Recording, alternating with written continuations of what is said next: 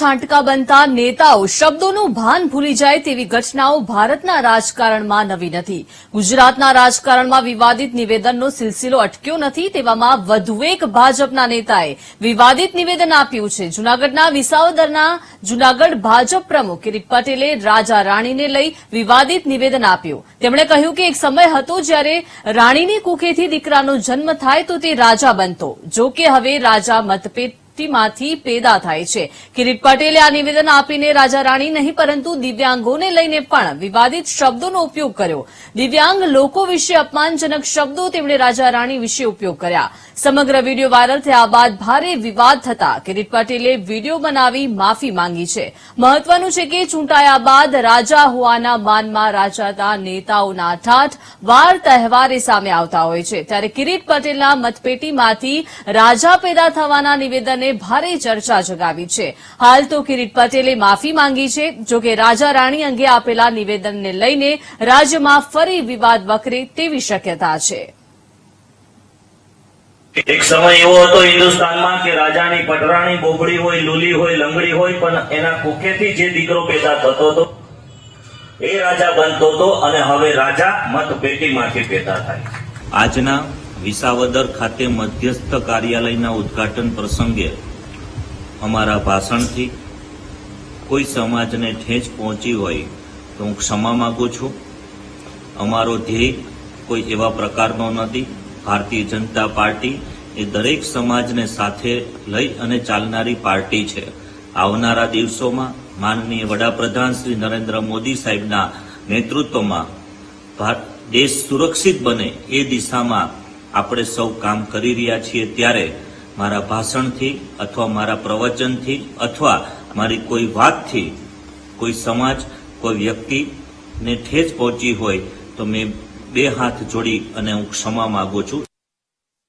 વધુ માહિતી મેળવીએ સંવાદદાતા બિપિન પાસેથી. બિપિન, પરસોત્તમ રૂપાલાનો વિવાદ હજી શાંત લેવાનું નામ નથી લઈ રહ્યો. ત્યાં બીજા નેતા એટલે કે જૂનાગઢ ભાજપ પ્રમુખ કિરીટ પટેલે વિવાદિત નિવેદન આપ્યું છે. બિપિન જી, ચોક્કસથી વાત કરીએ દીપિકા, તો જે ગઈકાલે જે વિસાવદર જે કાર્યાલયના ઉદઘાટનની જે સભા હતી તે સભામાં વાત કરી તો નેતાઓની જીભ છે તે અવારનવાર લપસતી હોય છે. એવી જ રીતે જે કિરીટ પટેલ છે તેમની જીભ લપસી કે આપણે એવું કહીએ છીએ તો એની જીભ લપસી અને એની જે નિવેદન કર્યું છે, જે વાત કરી છે એ રાજા રજવાડાઓની કરી છે. ક્યાંક ને ક્યાંક રાણીઓની વાત કરી છે કે બાડી બોબડી હોય, અવાજ જે શબ્દો વાપર્યા તેને કારણે હાલ અત્યારે જે ફરી ક્ષત્રિય સમાજ છે સમાજની અંદર ફરી રોષ જોવા મળે છે. પણ જે વાત છે એવી કે બોલી અને ફરી માફી માંગી, આ સિલસિલો છે ફરી ચાલુ છે. ત્યારે કિરીટ પટેલે પણ માફી માંગી છે, માફીનો વિડીયો પણ વાયરલ કર્યો છે. પણ ક્યાંક ને ક્યાંક કોઈ પણ સમાજ વિશે કે કોઈ પણ જ્ઞાતિ વિશે જે હવે ટિપ્પણીઓ થાય છે તેને કારણે સમાજની અંદર વિદ્રોહ થાય છે. જી બિપિન, ખાસ કરીને રાજા રાણી નહીં પરંતુ દિવ્યાંગોને લઈને પણ વિવાદિત શબ્દોનો ઉપયોગ કરવામાં આવ્યો છે. ચૂંટણી વખતે આવા વિવાદિત નિવેદનો કેટલી અસર કરતા હોય છે? ચોક્કસથી વાત કરીએ તો આ જે શબ્દો છે એને દિવ્યાંગો માટે જે શબ્દો વાપરીએ છીએ એમાં પણ એને કારણે દિવ્યાંગોમાં પણ ક્યાંક ને ક્યાંક રોષની લાગણી જોવા મળે છે. પણ દીપિકા, વાત કરીએ તો આજે વિવાદાસ્પદ જે બોલવું, જે ડાયસ ઉપર બોલવાની વાત છે તે અવારનવાર આવા જે નિવેદનો છે તે આવતા રહે, જેને કારણે સમાજની અંદર જે વિગ્રહ થાય છે અને જે લોકોની જે શાંતિ ડોળાય છે તેને કારણે આ જે જવાબદાર નેતાઓ છે તે નેતાઓને બોલતા પહેલા 7 વખત વિચાર કરીને સમજવું જોઈએ. જી આભાર બિપિન, વિગત આપવા બદલ. તો નેતાઓ શબ્દોનું ભાન ભૂલી જાય તેવી બીજી એક આ ઘટના સામે આવી છે. વિસાવદરમાં ભાજપના કાર્યક્રમ હતો તે દરમિયાન કિરીટ પટેલે વિવાદિત નિવેદન આપ્યું છે. ગુજરાતના રાજકારણમાં વિવાદિત નિવેદનનો સિલસિલો અટક્યો નથી. તેવામાં આ વધુ એક ભાજપના નેતાએ વિવાદિત નિવેદન આપ્યું છે. જૂનાગઢના વિસાવદરમાં જૂનાગઢ ભાજપ પ્રમુખ કિરીટ પટેલે રાજા રાણીને લઈ વિવાદિત નિવેદન આપ્યું છે. તેમણે કહ્યું છે કે એક સમય હતો જ્યારે રાણીની કુખેથી દીકરાનો જન્મ થાય તો તે રાજા બનતો. જો કે હવે રાજા મતપેટીમાંથી પેદા થાય છે. કિરીટ પટેલે આ નિવેદન આપીને રાજા રાણી નહીં પરંતુ દિવ્યાંગોને પણ વિવાદિત શબ્દોનો ઉપયોગ કર્યો છે અને દિવ્યાંગ લોકો વિશે અપમાનજનક શબ્દો તેમણે રાજા રાણી વિશે ઉપયોગ કર્યા છે.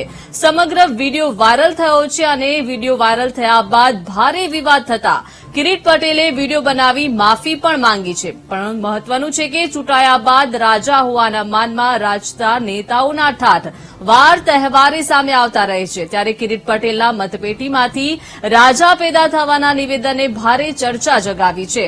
હાલ તો કિરીટ પટેલે માફી માંગી છે. જોકે રાજા રાણી અંગે આપેલા આ નિવેદનને લઈને રાજ્યમાં ફરી વિવાદ વકરે તેવી શક્યતા છે. તો પરસોત્તમ રૂપાલાનો વિરોધ હજુ શાંત લેવાનું નામ નથી લઈ રહ્યો. ત્યાં વધુ એક ભાજપના નેતાએ નિવેદન કરતા ભારે ચર્ચાએ જોર પકડ્યું છે. ચૂંટણી નજીક આવી રહી છે અને એક બાદ એક વિવાદિત નિવેદનો જે છે તે થઈ રહ્યા છે. વિસાવદરમાં ભાજપના નેતાનું આ વિવાદિત નિવેદન સામે આવ્યું છે. એક સમય હતો કે રાણીનો દીકરો રાજા બનતો હતો તેવું નિવેદન આપ્યું છે અને હવે જે રાજાઓ જે છે તે મતપેટીમાંથી પેદા થાય છે આવું નિવેદન કિરીટ પટેલે આપ્યું છે. જૂનાગઢ જિલ્લાના ભાજપના પ્રમુખ છે કિરીટ પટેલ, જેમણે આ વિવાદિત નિવેદન આપ્યું છે અને વિવાદ વધતા કિરીટ પટેલે અંતે માફી પણ માંગી છે. પરંતુ ચૂંટણી નજીક છે અને આવા નિવેદનોથી ક્યાંક ને ક્યાંક તેના પર અસર પણ પડી શકે છે. તો કોઈની સમાજની લાગણી દુભાય હોય તો તે માટે કિરીટ પટેલે માફી માંગી છે. વિડીયો બનાવીને વાયરલ કર્યો છે. ફરીથી વિવાદી નિવેદન લઈ અને ફરીથી માફી માંગવાની આ બીજી ઘટના સામે આવી છે. પરસોત્તમ રૂપાલાનો વિવાદ હજુ શાંત નથી પડ્યો, ત્યાં બીજા નેતાનો આ વિવાદિત નિવેદન સામે આવ્યું છે.